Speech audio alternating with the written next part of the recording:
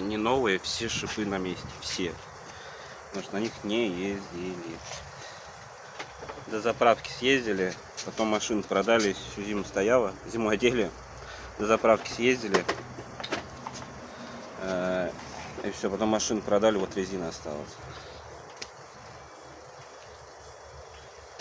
Можете проверить, я за это отвечаю, что все шипы на месте и все новые шипы.